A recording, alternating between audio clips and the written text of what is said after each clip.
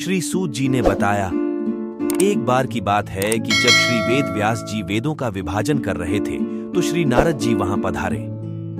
नारद जी को आया देख उनके स्वागत के लिए श्री वेद व्यास जी उठकर खड़े हो गए। उन्होंने देवताओं द्वारा सम्मानित देवर्षि नारद जी की पूजा अर्चना की। व्यास जी,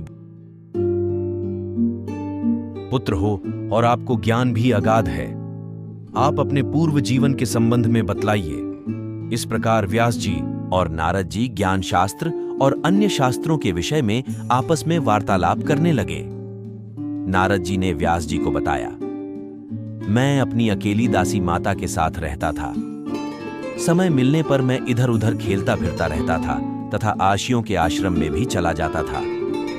आश्रम में मैं उनके उपदेश सुना करता था और उनका झूठा भोजन खाकर पेट भर लिया करता था।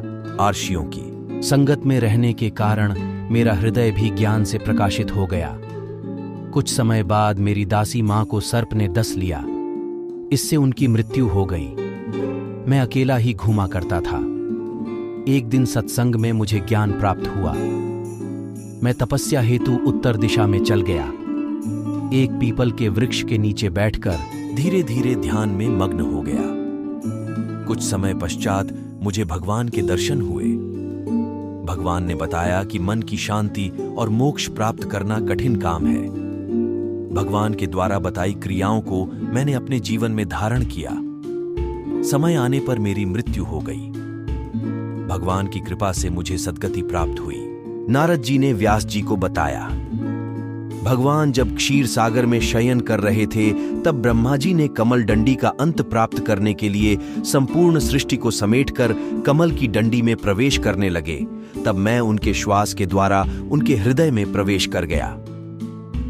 1000 चतुर्युगी बीत जाने पर बजाजी की नींद खली। उन्होंने सृष्टि की रचना करने की इच्छा प्रकट की। ब्रह्मा जी ने निराश होकर अपनी इंद्रियों से मरीचि आदि ऋषियों के साथ मुझे भी प्रकट किया। तब से मैं तीनों लोकों में बाहर भीतर बिना किसी रोक टोक के विचरण करता रहता हूँ। श्री सूत जी ने बताया कि सरस्वती नदी के पश्चिमी घाट पर श्री व्यास जी का आश्रम था।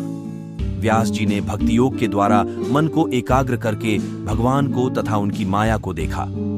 उसी माया से मोहित होकर श्री वेद व्यास जी ने श्रीमद् भागवत पुराण की रचना की। इसके पश्चात उन्होंने महाभारत शास्त्र की भी रचना की। उसी के अनुसार महाभारत युद्ध संपूर्ण हुआ। वीडियो अच्छा लगे तो चैनल को सब्सक्राइब करते जाएं।